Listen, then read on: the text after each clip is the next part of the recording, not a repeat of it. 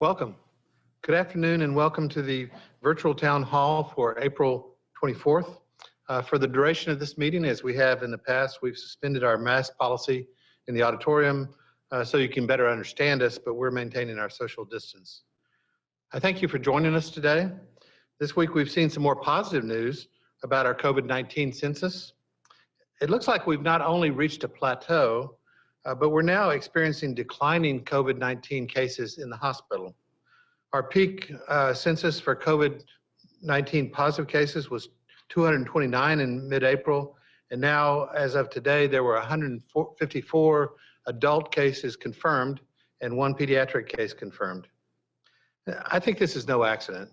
It's clearly due to everyone's efforts to maintain social distance, to work from home, and maintain safe practices if you do have to work on site. And I'd like to thank all of you for your efforts, the thousands of you who work here in the health system, and encourage you to stay the course. I heard an interesting analogy recently, which was, if you're wearing a parachute and it seems to be working, don't take it off. And I think that speaks clearly to the social distancing. Not my analogy, but I like it. So we must remain vigilant and continue the precautions that are keeping us safe now. At the same time, we've begun conversations about resuming some of our other clinical services in a very phased and thoughtful approach. These conversations will continue, and you'll hear more about that. And we're developing action plans to safely resume the services for the patients who are in most critical need of our care, who've had to have their care delayed. Dave will talk clearly, we have uncertain and very tough times ahead. And in this regard, Dave will be talking about the economic recovery plan, but I do want to make a few comments about it. There'll be many difficult decisions to be made based on new information that we'll learn every day. And as you all know, things change every single day with COVID-19. But as we progress through the other side of the curve, I want to emphasize that our approach to decision making will be based on what is best for our institution.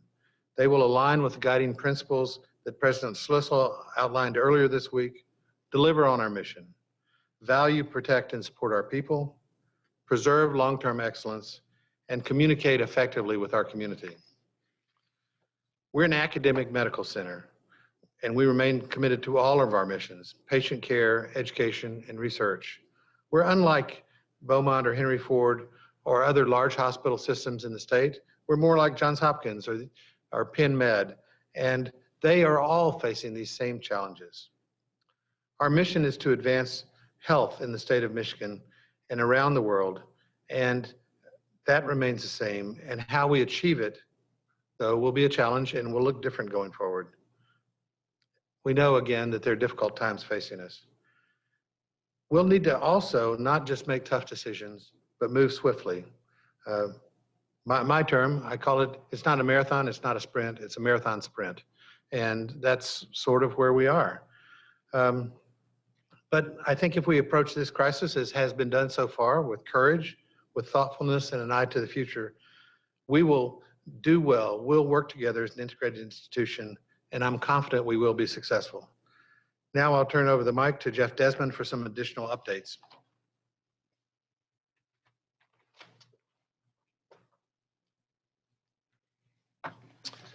Thank you, Marshall. Happy to be here and after another week, provide you some updates on where we are with our response to the COVID crisis. So these slides you've seen before.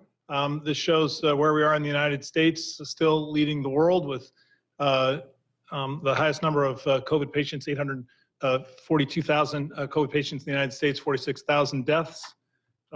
Michigan has continued to see flattening of the curve. And you can see we're now 7th in the country in terms of states with the highest number of COVID patients, with over 33,000 cases and 28,000 deaths. So as Marshall spoke to, we have seen a decline in our hospital census. This is data you've seen before in the format that you've seen before. And I'll point out that Marshall talked about 154 confirmed positives. So we have a total of 162 adult patients in the hospital if you take the positives and those still under suspicion, 82 patients in ICU care.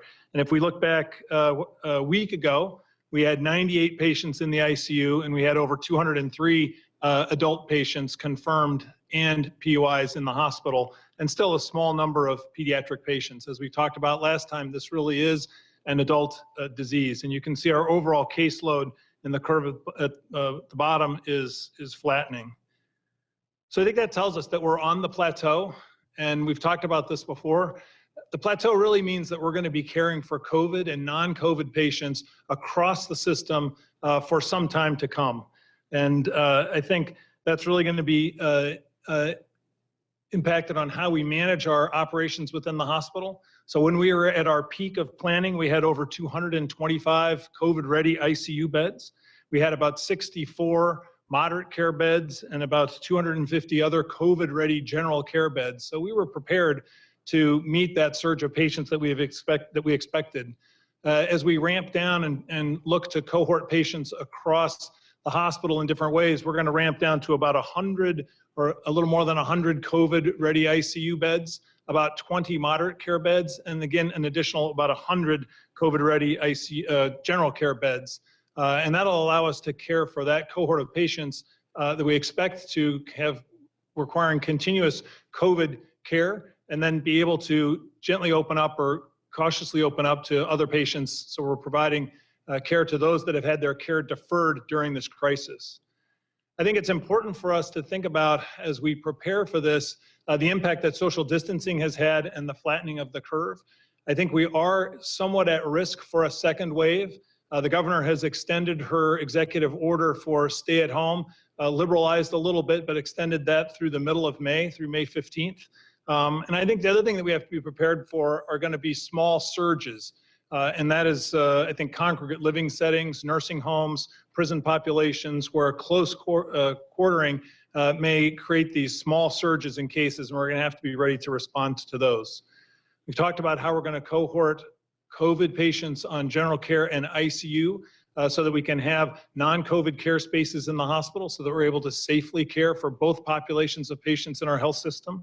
And we have started just this week to open up the CVC and CNW ORs a small amount to address some of that deferred care. And Mike Mulholland will talk more about what the ambulatory care plans are and our further expansion.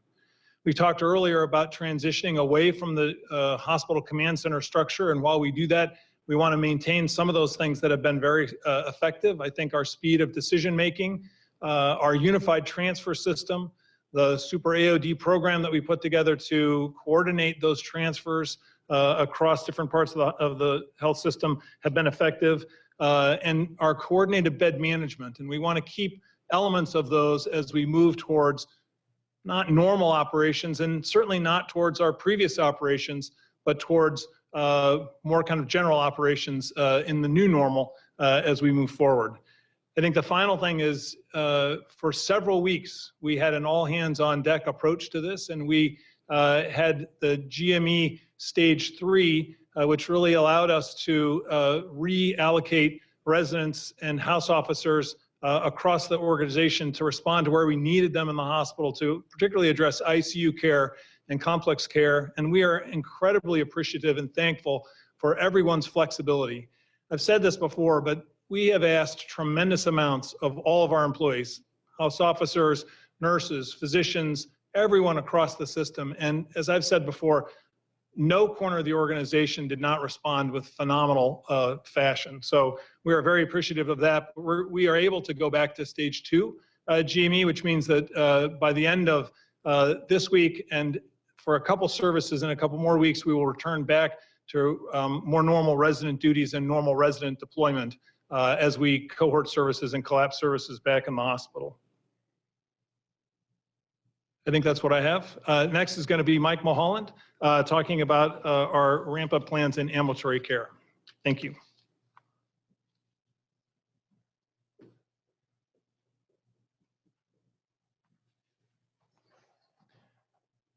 Good afternoon. I'm Mike Mulholland. Thanks for joining us for the town hall, wherever you might be. When the COVID-19 crisis hit, ambulatory care ramped down in a very dramatic fashion. Over about 2 days, we went from seeing 14,000 patients per day in our clinics to 1,000. Ambulatory surgery and medical procedures decreased by 95%. Diagnostic testing, which is exemplified by radiology, followed in parallel. Our ambulatory care units contracted from greater than 140 to the 20 that remain open today. These huge efforts were necessary to keep our patients and ourselves safe and to preserve precious resources.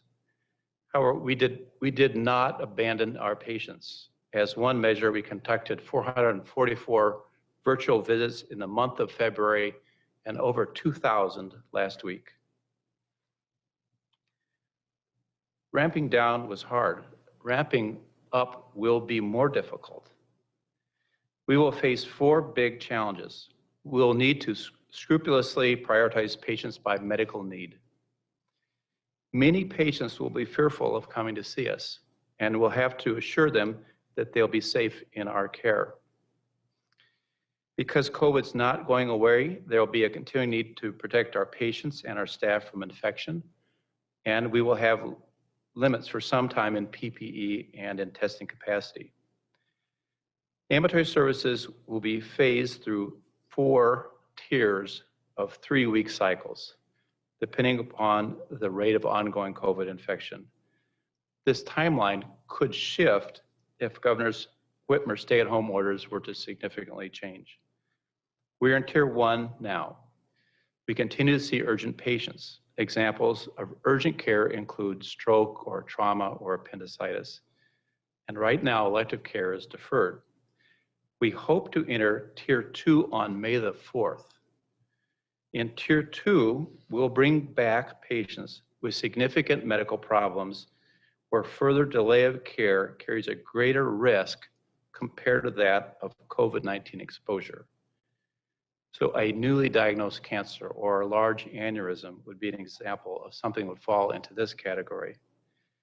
If conditions permit, we hope to enter Tier 3 on May the 25th, and patients with the next level of acuity, for example, mild COPD or stable congestive heart failure, would be scheduled. Tier 4 represents a transition to a new normal state, emphasizing virtual care as a default visit type, constricting our facility footprint, and remaining prepared for a second COVID-19 wave. We hope to be at Tier 4 by midsummer.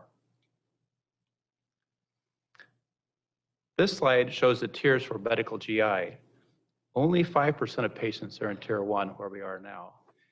When we enter Tier 2, we'll need to be ready to care for about 30% of our usual number, but that's 6 times more than we're caring for right now. Please look at the top of this slide. When we reach Tier 2, our schedule will still need to be cleared of all but urgent patients and Tier 2 patients. And we will remain in our currently open clinic sites. The procedure areas at Brighton will be expanded for outpatient surgical and medical procedures. So using surgery as an example, these are the principles that will guide our reopening of care, in this case, surgical care. First, we're going to maximize safe care for those patients who's had their care postponed during the pandemic. Second, we're going to prioritize those for whom delay would cause harm. We're going to leverage our multi-state capabilities for efficiency, and we're going to do our best to optimize our financial recovery. And in all these things, we're going to ensure that the decision-making is sensitive to the needs of all the faculty and all the learners and all the staff. A team that's led by Drs. Kelly Malloy and Amir Ghaffari is directing this reopening. Both intradepartmental and cross-departmental work is being done to identify those patients that are at highest risk for delay of care. And those patients will move to the front of the line. Another work team is assigned the task of assessing readiness in terms of staff and facilities and equipment and having those resources ready. And at the bottom, the implementation will be staged, allowing an intentional and flexible ramp up. But like all things, performing surgery requires more than just an operating room. We need also to coordinate preoperative histories and physicals and preoperative testing. Much of this will be done virtually. Complementary resources like radiology will also need to be necessary, as well as rehab and post-acute care and the ambulatory clinics for seeing the patients after their operation. And we need to coordinate all of this. We've set an ambitious timeline with the expectation that a clear plan will be finalized by the end of the month and ready for implementation the first week of May. We all have a long and hard road ahead of us. We'll need to coexist with COVID for the foreseeable future. And yet we'll also have to care for all those medical problems that existed before COVID. We will have new challenges in being safe and providing supplies and equipment and in overcoming fear. But we'll make it together, I promise. Thank you.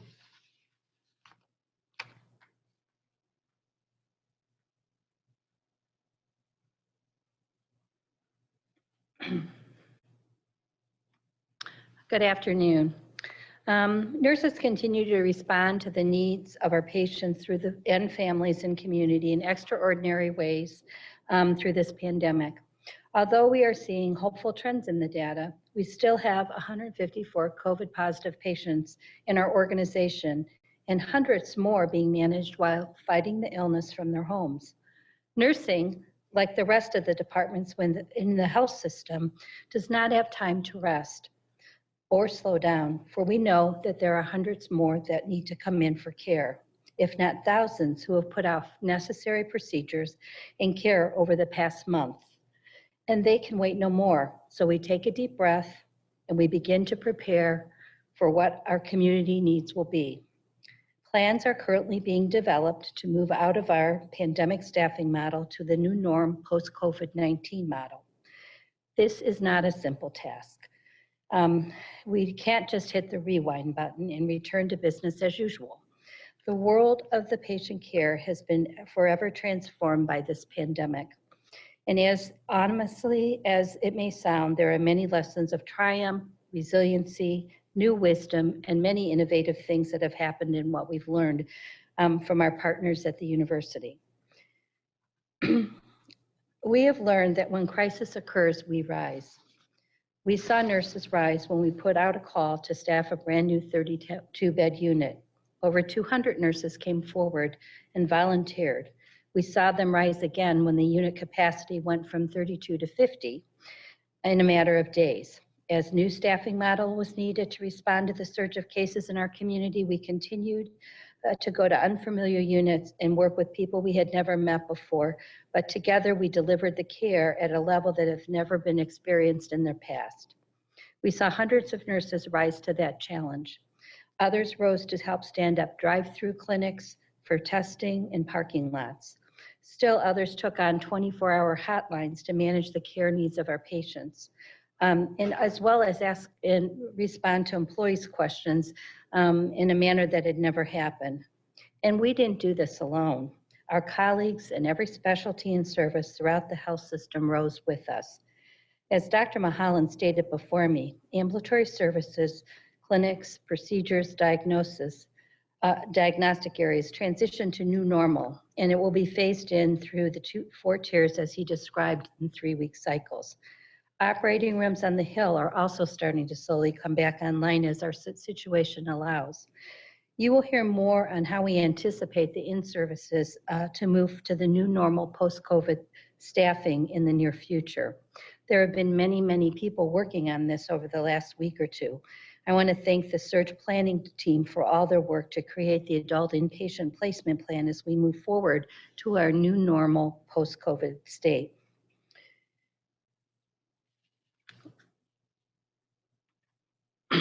We do have some financial impacts. We're looking at ways to reduce expenses within the Nursing Administration Department of Nursing.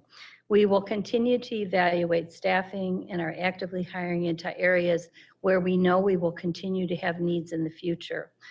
In spite of being a freeze, we have to always be aware that We do have attrition, and we will have patients that come in that we will have to continue to maintain care for. Our ambulatory nursing staffing needs are being reviewed, and some may take volunteer furloughs depending upon the ramping up in the ambulatory clinic areas with the volumes of patients we anticipate. We will continue to follow our nursing contract to ensure we are following the contract as we move through this.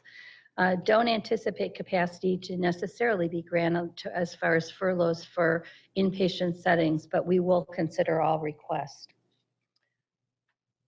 I'm incredibly proud of how our nurses have risen at every turn and every challenge, and that this disease has thrown our way to date. I'm confident that we will continue to meet our challenges as we face what's ahead of us in the weeks and months to come. As we begin to build our new normal post-COVID-19, I can think of no other group of nurses I would rather work beside. My gratitude and respect for you all is beyond words that I can say. I'd like to next have Dr. Spollinger go over his presentation. Thank you.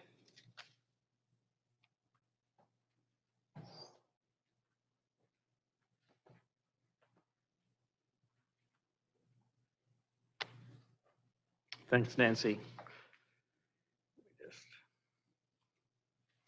Good afternoon. So I showed this slide last week. I think it's just it helps to reiterate or to reinforce, our guiding principles, which is we want to maintain patient and employee safety. And those, it's paramount that we keep our patients and our employees safe. And so as we begin to plan I would call it the new normal, or how we're going to ramp up services to provide to non-COVID patients, we need to keep this in mind. And then, like I said, maintain access for COVID. We're going to be on the plateau, as Jeff says, probably for a while. And I suggested last week it might be as long as 2 years. But we also have to increase access to those non-COVID patients who further delay in their care may lead to increased morbidity or mortality. And we remain committed to the citizens of the state in serving all the health systems who sometimes need our help to care for the sickest of the sick. So we'll continue to do this. I will say this part is the sober part of my presentation, which is, I would say through March 15th, we were on track to meet our budget for the year.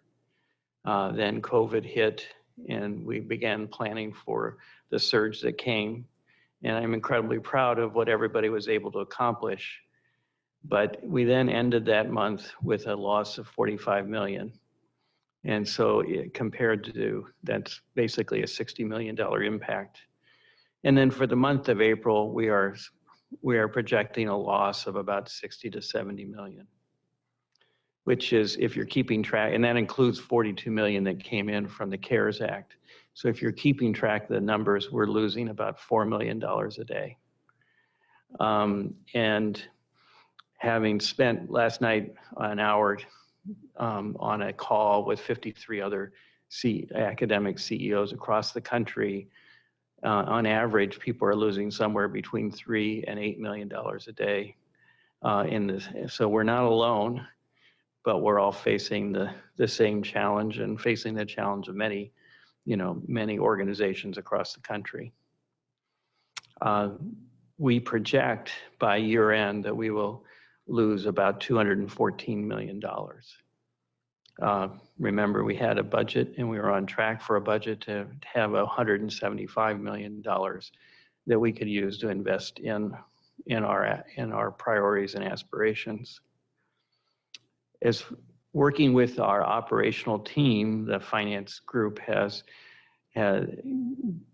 made some assumptions that we will, I won't say return to normal, but activity will be close to normal or by the fall. And with that, we would expect to have about an $18 million loss next year. At least that's what we're planning as our budget for next year.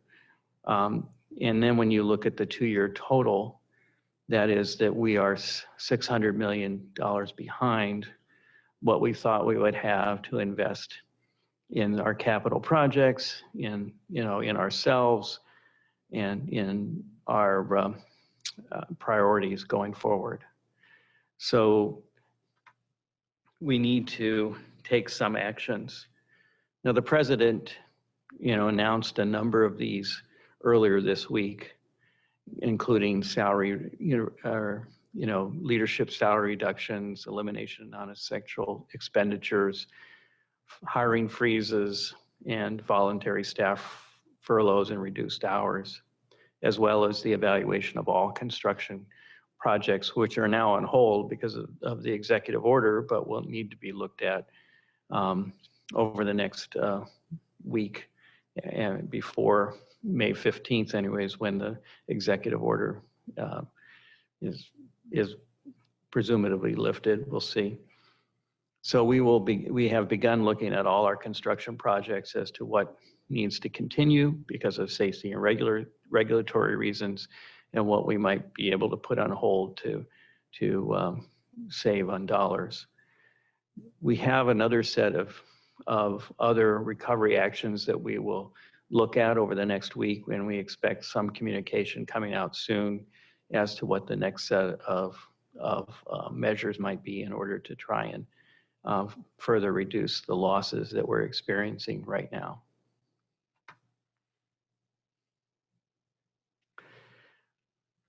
I know that was short and probably not so sweet, but it was exactly what the current challenge we have before us. And I anticipate that we'll probably we'll have some communication coming out soon, and then probably spend a lot of next week on some of those actions that we're contemplating.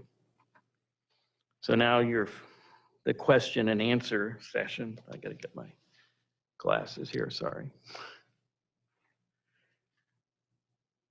So a couple I'll try and answer, and then there's a couple that I know I need Mike for. It says, due to widespread COVID in rehab and nursing homes, do we plan to increase our capacity for inpatient and outpatient rehab?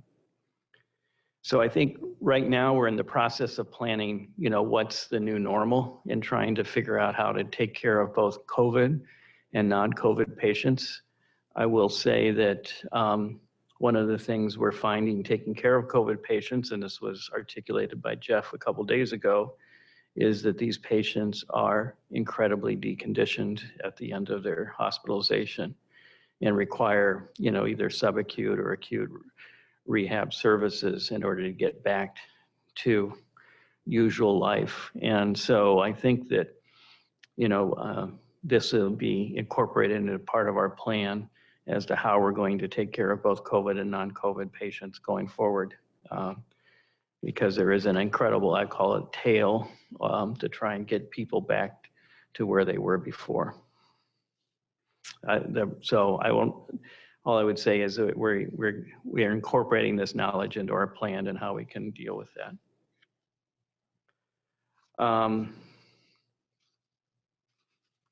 There's another question here that asked, there's a lot of talk about deaths due to coronavirus, but what about the deaths other than COVID?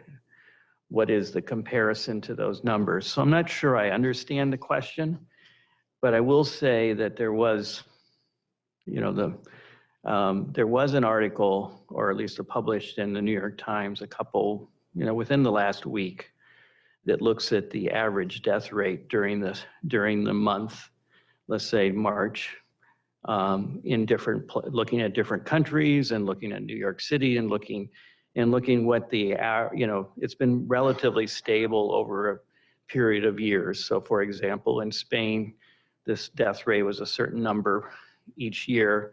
And what they saw in Spain was an 88% increase in deaths during this month of March, over what had historically been a fairly stable death rate. In New York City, that death rate is 300% over the usual death rate that had been experienced in New York on an annual basis.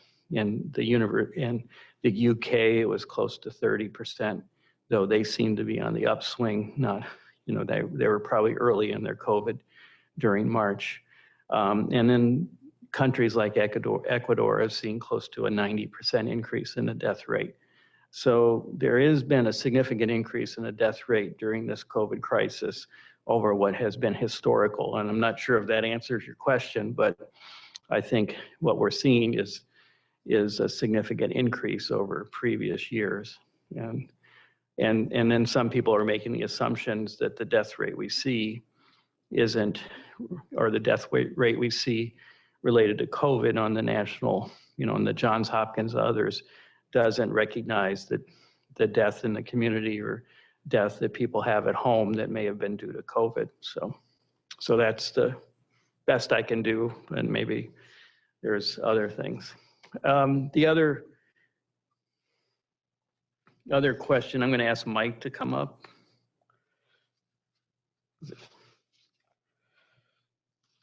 And these are fairly specific questions. One is, how will trainees be incorporated into the ambulatory ramp up? I expect as we go back to the stage 2 GME and back to normal, that they will soon be redeployed into their usual rotations in the ways that they were educated and deployed before. And that would include in their service on the ambulatory side. Okay. Does the extension of the stay-at-home order change the dates of ambulatory care ramp up? That's a great question. And the answer is, I don't think so, and we're not going to expect that it would. I just, the things which we are going to be treating in the tier 2 are those diseases that are dangerous and where the clock is ticking, and where the risk of the disease itself is greater than the risk of COVID exposure. And I gave an example of a newly diagnosed cancer. That's the clock is ticking on that. Some with the large aneurysm, the clock is ticking on that. And so for those things in which delay of care has a health risk, we're gonna treat them. Okay. Fairly specific, and I'll put these two questions together. One is, when do we plan to reopen East Ann Arbor Surgery Center, and will elective and exploratory procedures be opening anytime soon? So it's sort of the same thing, and you answered some of that in your presentation. Yeah, I can, maybe I can get a little more thoughtful and detailed thing. So all of the various disciplines are going through an exercise now in which they're asked to rank the risk of their patients. And we have an instruments from 1 to 10, the least to the highest risk health problem. And then all of the departments are asked to compare those between them, so that for each of those, for orthopedic surgery and otolaryngology and general surgery and neurosurgery, a 7 is the same. And so those patients at the highest risk are going to go to the front of the line, and they're going to be treated first without regard to, whatever discipline that they result in. And we're going to devote all of our capacity right now to taking care of those patients. We have limitations on how much PPE we will need to use, and the testing and the staffing. And so we're going to fill up Brighton first, and then go to East Ann Arbor and other sites after that. And I think that is going to be dependent upon not only how many patients are really sick, but also whether we have a recurrence of the COVID and whether social distancing continues. Because we're going to have to keep some excess capacity in reserve for that possibility. And so the answer is, I don't think we're going to go back to all of the usual things, the normal we had before, until at least the midsummer. Until then, we're going to slowly work our way up through the sickest patients and then to the next sickest patients. And I think the overall underlying thing behind it is really positive, which is put the patients first, take care of the patients first. So could we have clarification on exactly what no expansion of clinic sites in tier 2 means? This is a very similar thing, in that we're going to try to make sure that we fill the sites up first.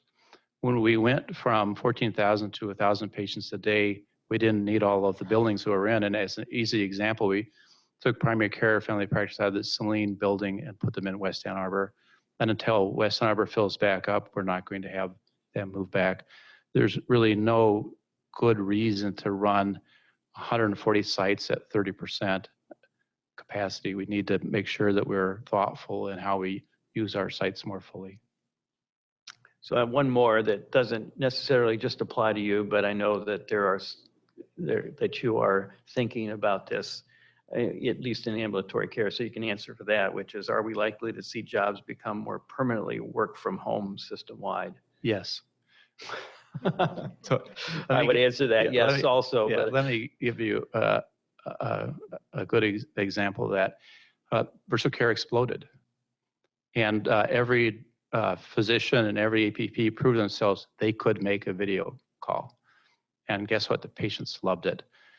So just before we think about it from the employee perspective, think about it for the patients. The patients are afraid now to come in. The number of patients being seen here with heart attack and stroke and appendicitis and kids with broken bones is less. I can sort of understand the children as the parents are home watching them, but I think there's a lot of people that are afraid to come in with the other things. But just to think about toughing it out at home with appendicitis is really, you have to be pretty frightened. So one way to help with that is to meet them in their home virtually. And to the extent that we do that, I think many more people can do that from their own home, the providers, or from some other site.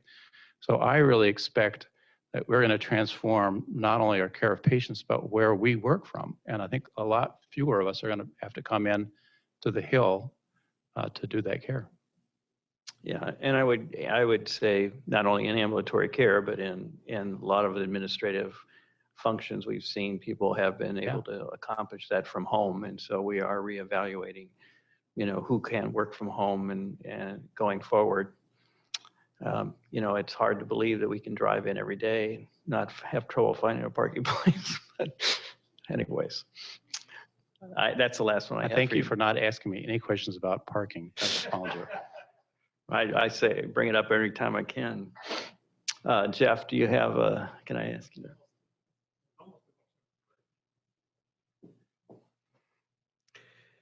So this question is, what percentage of COVID patients end up on ventilators, and what is the death rate of those on ventilators? Yeah, so as you saw from some of the data that we showed last week, about just under half of the patients that come in to our hospital, and that's biased a little bit because of the number of transfer patients that we've taken, require intensive care services. Of those, somewhere between 60 and 70% that require intensive care services end up on a ventilator. And I think people have seen some reports of ventilator-associated mortality from other areas that's been as high as 80 to 90%. We only have a small portion of our patients who have completed that their entire care while on ventilators. But our mortality rate so far has been around 46 to 48%. So that certainly could change and we still have lots of patients on ventilators. But I think we have shown that we've had some success with that. The other thing that I would add is we currently have, I believe it's 9 COVID patients on ECMO right now. And we've had success with patients on ECMO. We've had 3 or 4 that have been successfully decannulated from ECMO and are doing well in the hospital, and at least 1 that's gone home. Another one this one is, how will patients be protected as we begin to ramp up services? So again, we've talked about this. I think we know how the COVID disease is spread. It's spread by large droplets. We'll continue to do those things that we have been doing in the hospital to keep both our patients and our employees safe. So distancing, masking.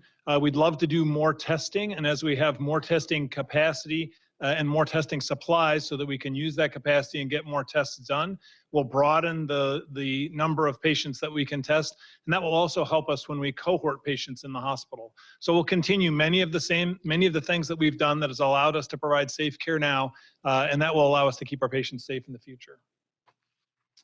I don't know if you know this. We may have to just answer this, but who are the employees who are getting COVID, and is this being tracked? So my guess is the point of the question is it frontline staff or patient or staff that are seeing patients that are more predominantly getting COVID? So I've always said I'm not going to tell you stuff I don't know, but I'll give you some directional numbers. I think we've tested about 1,600 employees, and we've had about 300 or more than 300 employees test positive for COVID. It's challenging to sort out if that COVID, if they acquired that COVID disease while in the hospital. We do have the distribution of those employees. I don't know it off the top of my head. Some of them have been frontline workers. Some of them have not been. And so we do know that there's widespread community transmission. And as I said, it's been hard to kind of nail down exactly which of these have been acquired in the hospital. Do you remember how many patients or how many employees we've had in the hospital? They've been hospitalized. Do you remember that? I believe we have 4 in the hospital right now. And I we've think had the total- 14 Yeah, it's around 14. total that have been hospitalized. Okay. And we'll try and see if we have the breakdown. We Yep. can and an answer in between. So I'm gonna. Is it rain here? You didn't think? Thank you. I'm done. Thanks. You're done, at least for now.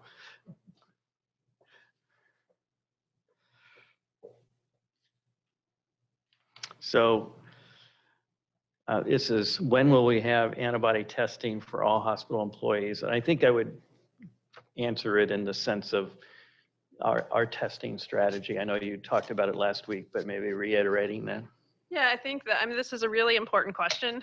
I think that all of us are interested to know whether we've been exposed to COVID, whether we've been infected with COVID, and how that might change our behaviors in the future or our protection levels in the future.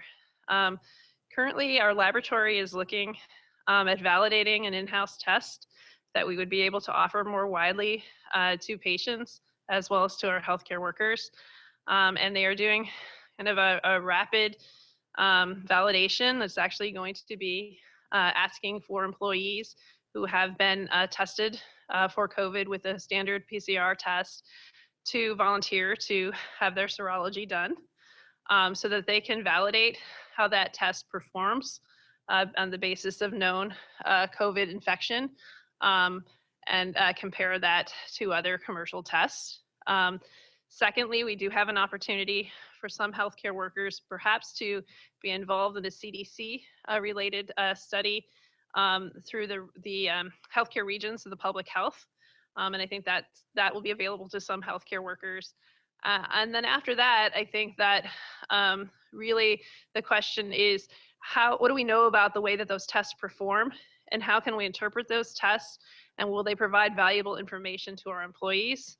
And I think once we have that information and feel that we can interpret that information, we'll make decisions about how widely those tests would be offered to employees, similar to other sorts of serology tests that you might get through occupational health already. Okay.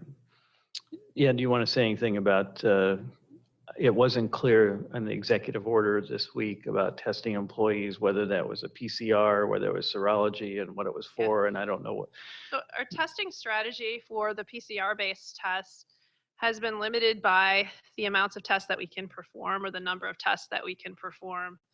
And because of that, we've really developed priorities for testing that have really focused on symptomatic patients and employees. But we're learning a lot about this disease, and we know that asymptomatic infection occurs. And even more than that, we're starting to learn, particularly from nursing home outbreaks, et cetera, that asymptomatic transmission occurs. And I think that's why there's much more interest in doing testing for asymptomatic patients and critical workers.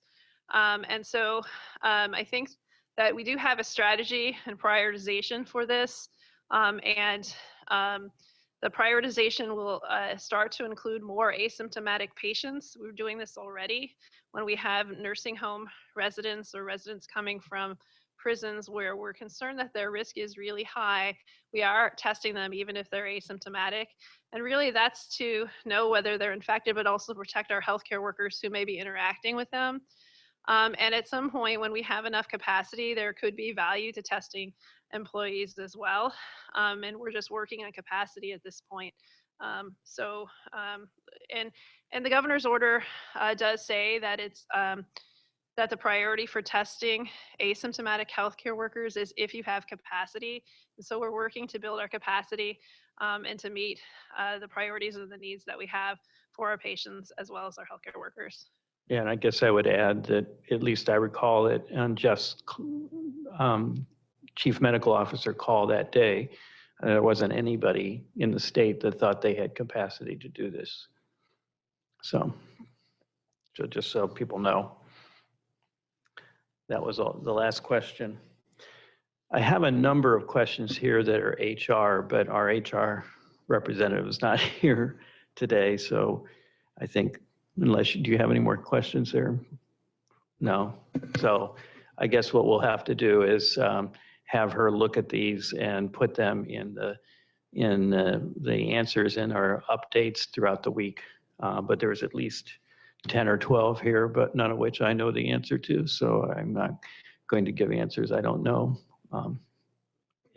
So at that, we'll close out today's session. I want to thank everybody for all the hard work. We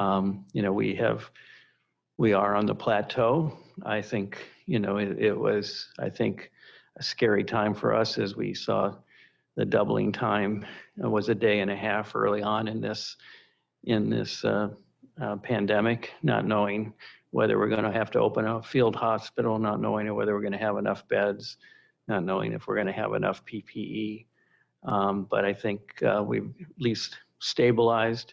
Now we need to figure out how we're going to operate in this COVID, non-COVID world going forward, which we are planning right now. And we will have more information about how we're going to address some of the financial challenges that we find ourselves because of this pandemic coming out next week, and spend more time on that probably next week's town hall. So thank you for listening in, and have a good weekend.